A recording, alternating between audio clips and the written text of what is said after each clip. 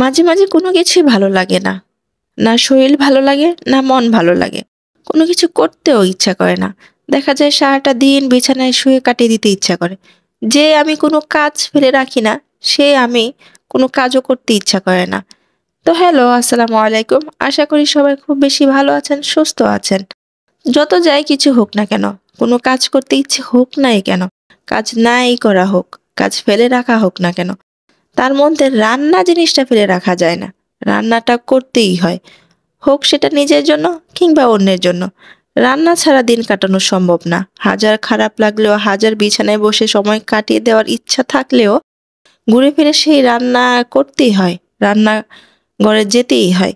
যাই হোক, আমার আজকে খুব একটা মন ভালো লাগছে না বা শরীরও ভালো লাগছে না।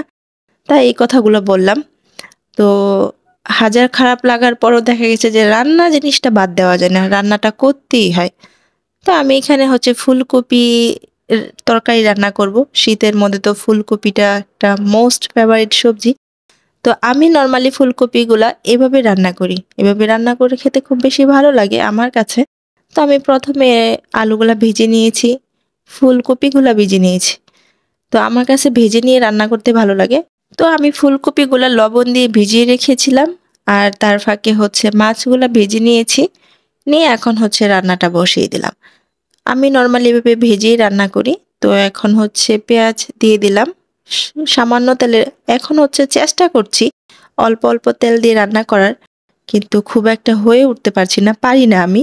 তারপরেও কেন জানি তেল বেশি পড়ে যায় আমার কাছে মনে হয়। তো এর মধ্যে হচ্ছে বাটা মসলা দিয়ে দিলাম।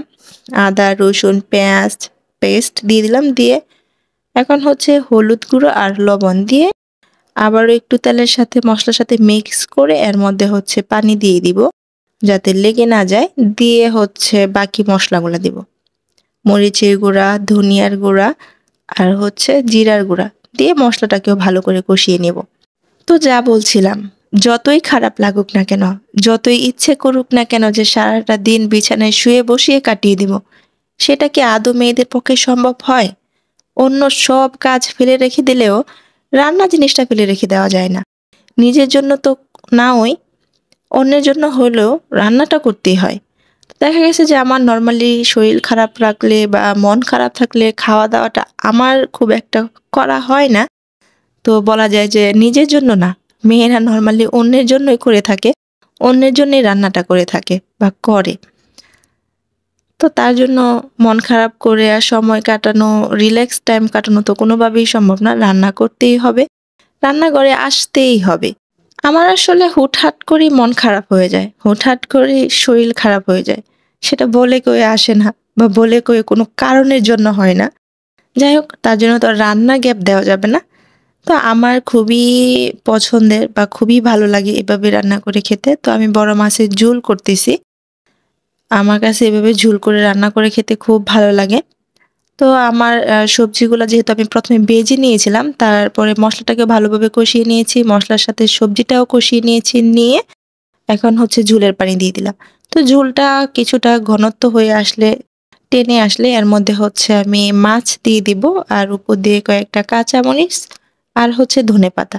শীতের হচ্ছে গিয়ে মোস্ট ফেভারিট বা মোস্ট পপুলার সবজি ফুলকপি, টমেটো, আলুর তরকারি আজকে আমি রান্না করে ফেললাম। নরমালি প্রায় সময় করা হয়, কিন্তু সবসময় তো আর ভিডিও করা হয় না, তাই না? একেক দিন ভিডিও করা হয়।